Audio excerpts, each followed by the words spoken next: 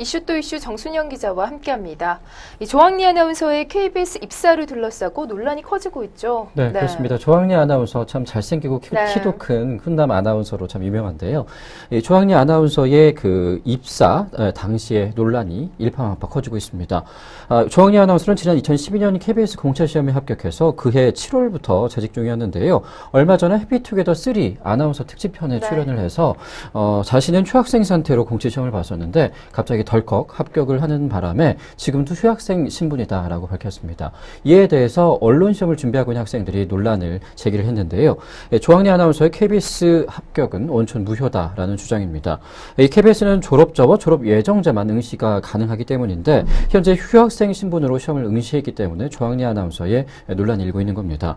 학교에 그 재학 휴학 중인 자가 졸업이나 예정자로 허위 기재를 해서 공채 시험에 합격할 경우 불합격 처리하겠다라고 KBS 응시 시험에 적혀 있는데요. 하지만 이에 대해서 KBS는 문제가 될 것이 없다라는 반응입니다. 2012년 상반기 시험에 그 조항리 아나운서가 졸업 예정자 신분으로 응시를 했다. 심지어 증명서까지 제출했다. 그렇기 때문에 문제가 될 것이 없다라는 입장인데 당시 또 인력 소요상 바로 그 현업에 투입이 됐기 때문에 복학을 하지 못하고 계속 2년 동안 휴학생 신분을 유지할 수밖에 없었다라고 해명을 했습니다. 조례자 규정에는 재학생 응시로 인한 그 학업 소홀 등을 방지하기 위해서 일부러 졸업 예정자 같은 경우는 그 이외에 졸업을 하지 못한 사람들 같은 경우에는 시험을 응시하지 못하도록 규정을 해놨던 건데요.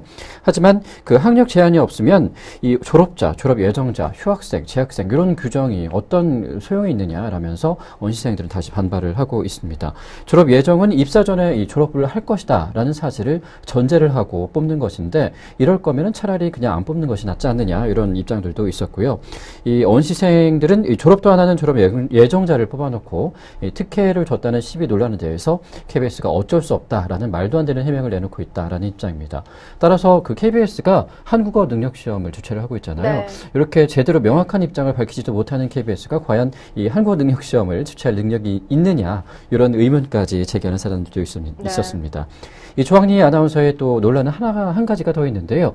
해피투게더에 출연 당시에 자신은 미국 땅도 해외 땅도 밟아본 적이 없었는데 한 번 토익을 봤는데 덜컥 만점을 받았다 이렇게 밝힌 바가 있었는데 이것도 사실이 아닌 것으로 밝혀졌습니다.